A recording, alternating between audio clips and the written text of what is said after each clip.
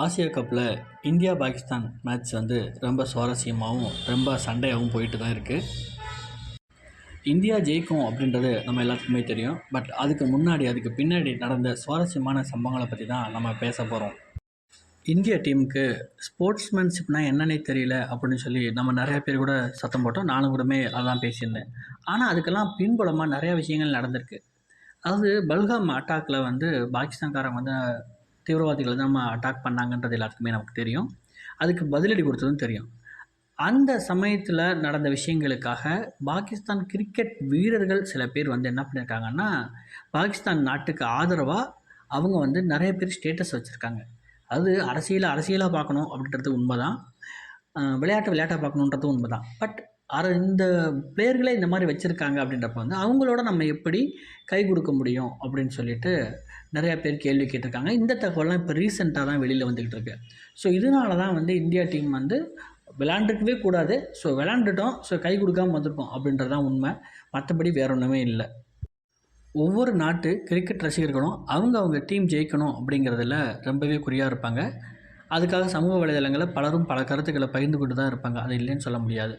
ஆனால் சமீபத்தில் பாகிஸ்தானில் இருக்கிற இஸ்லாமிய நண்பர்கள், சோஷியல் மீடியா பயன்படுத்துகிற நண்பர்கள் பலரும் வந்து பார்த்திங்கன்னா, இந்த இந்தியா பாகிஸ்தானோட 2வது T20யில் நடந்த விஷயங்களில் ஒருத்தர் 50 போட்டுட்டு கன் எடுத்து சொல்கிற மாதிரி காமிச்சிக்கிட்டு இருந்தார்.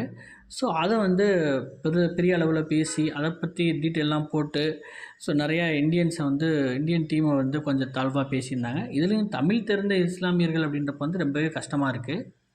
பாகிஸ்தான் இந்தியா போட்டியை பொறுத்தவரையில் நம்ம பெருமையாக சொல்லணும் அப்படின்னா ஃபஸ்ட்டு அபிஷேக் சர்மாவை சொல்லணும், 2வது சுப்மன் கில். இதுக்கெல்லாம் முக்கியமான மூல காரணம் என்ன அப்படின்னா, எதுவரையுமே ஜொலிக்காத சிவம் தூபே இதுவரையும் பேட்டிங்கில் தான் பங்களிப்பு கொடுப்பார்னு பார்த்தா, இந்த இடத்துல சரியான இடத்துல வந்து 2 விக்கெட் எடுத்து இந்தியா பக்கம் கேமை திருப்பி கொடுத்தது தான்.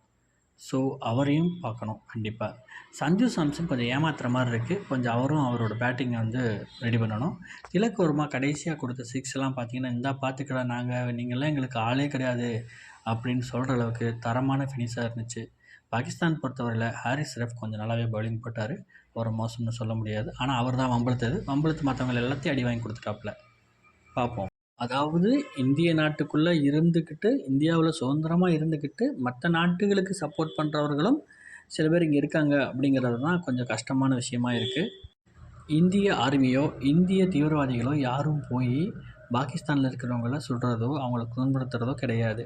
பட் ஆனால் எப்பயோ நடந்த பிரச்சனைக்கு இன்றைக்கி வரையும் வந்துட்டு ஒரு தீவிரவாத அமைப்புகள் வந்து இந்தியாவுக்குள்ளே வந்து பொதுமக்களை ஷூட் பண்ணுறது, இந்த மாதிரி பிரச்சனையை கொடுக்குறதுங்கிறது தப்பான விஷயன்றது உங்களுக்கு ஏன் புரிய மாட்டேங்குது? அதுக்கு ஏன் சப்போர்ட் பண்ணுறீங்கன்னு எனக்கு தெரியலை. அதாவது இந்தியாவோட அண்டை நாடுகள் பாகிஸ்தான், பங்களாதேஷாக இருக்கட்டும், ஸ்ரீலங்காவாக இருக்கட்டும், சைனாவாக இருக்கட்டும், இவங்கெல்லாம் நம்ம எல்லாம் ஒன்றா இருந்தால் தான் அமெரிக்கா, ரஷ்யா போன்ற பெரிய நாடுகள் வந்து நம்ம மேலே பெருசாக வந்து மோத முடியாது. பட் நமக்குள்ளேயே அடிச்சுக்கிட்டு இருந்தோம்னா ஈஸியாக நம்மளை அடித்து காலி பண்ணிட்டு போயிட்டே இருப்பாங்க. ஸோ அது வந்து அரசியலாகவும் கிரிக்கெட்டாகவும் விளையாட்டாகவும் பார்க்கணும் அப்படிங்கிறது ரொம்ப முக்கியமான விஷயம்.